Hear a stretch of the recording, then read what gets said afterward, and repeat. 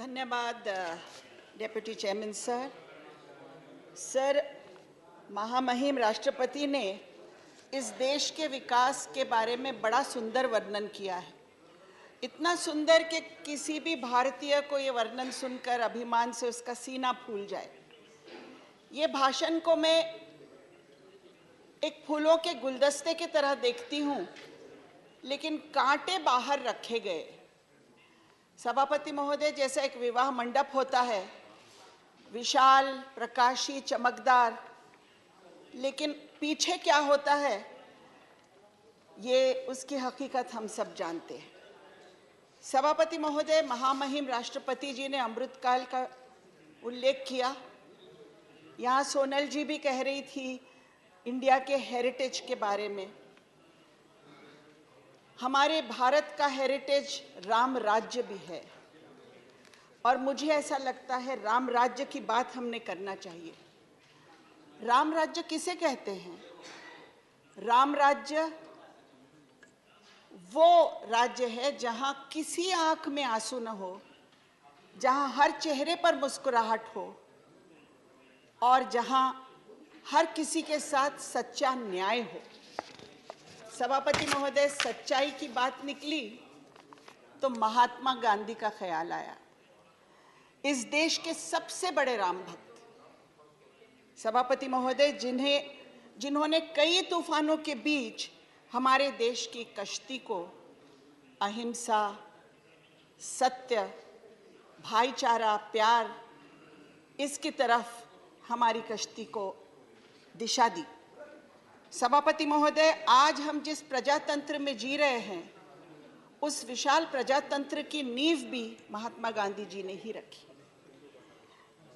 महात्मा गांधी के आश्रम में एक भजन गाया जाता था, न सिर्फ गाया जाता था बल्कि जिया जाता था। उस समय वैष्णव जन तो तेने कहियो, जे पीड़ पराई जाने रे, पर दुखे उपकार करे तो ये मन अभिमान न आने रे।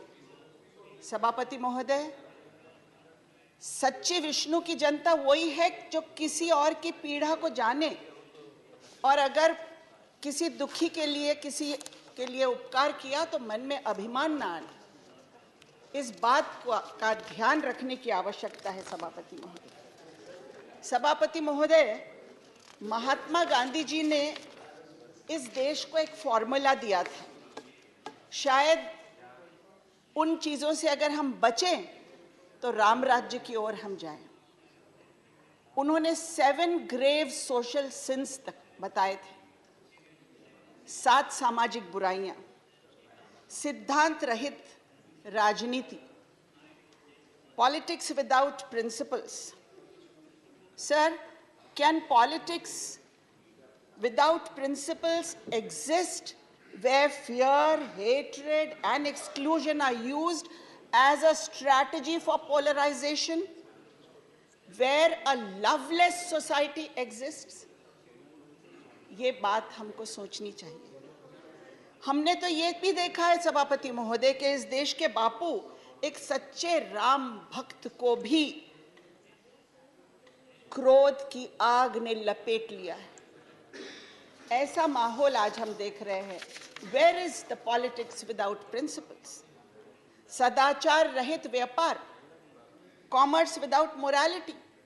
सभापति महोदय, जहां 1% लोग, उनके हिस्से में 40% संपत्ति इस देश की है, क्या हम कॉमर्स विदाउट मोरालिटी की कल्पना कर सकते हैं? ऐसी जगह जहां हम सबका साथ सबका विकास की बात तो करते हैं, लेकिन मुझे ऐसा लगता है सच का साथ सच का विकास होना चाहिए, और जहां सच का साथ और सच का विकास होगा वहीं पर हमें ये सब चित्र देखने को मिलेगा।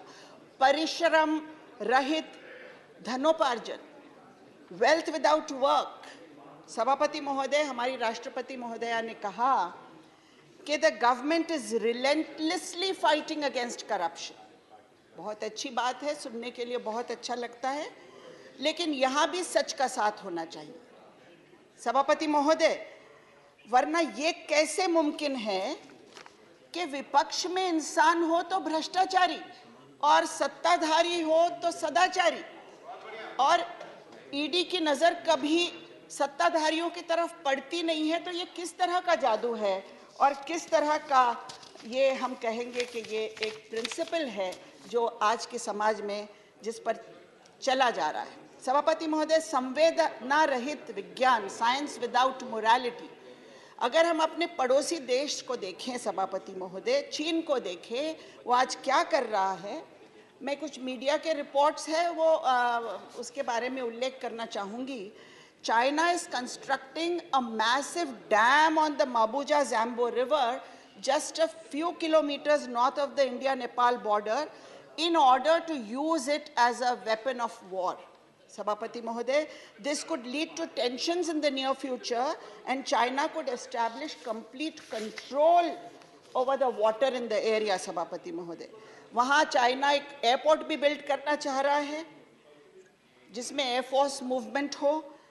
क्या भारत इस बारे में सतर्क है? सभापति महोदय, आगे चल के ये भी कहा गया है कि तिब्बत से जो ब्रह्मपुत्र निकलती है उस पर 20 डैम्स बनाने का नियोजन किया जा रहा है और वहाँ एक हाइड्रो इलेक्ट्रिसिटी पावर स्टेशन बनाया जा रहा है।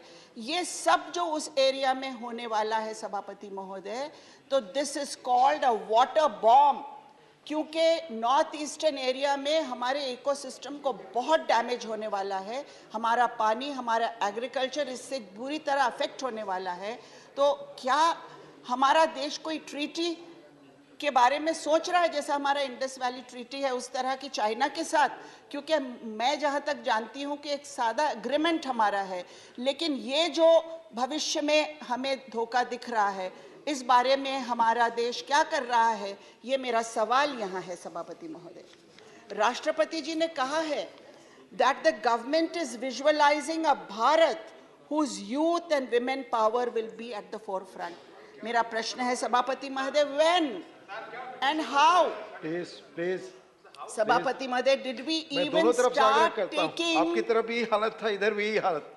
सभापति महोदय, did we even start taking some baby steps in this direction and what is stopping us?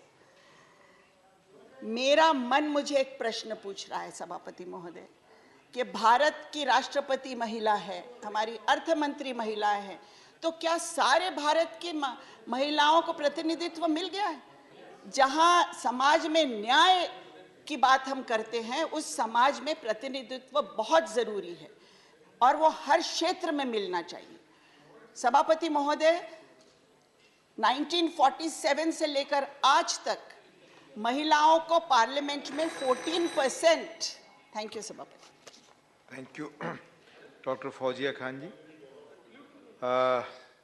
Indu Bala Goswami ji, Indu Bala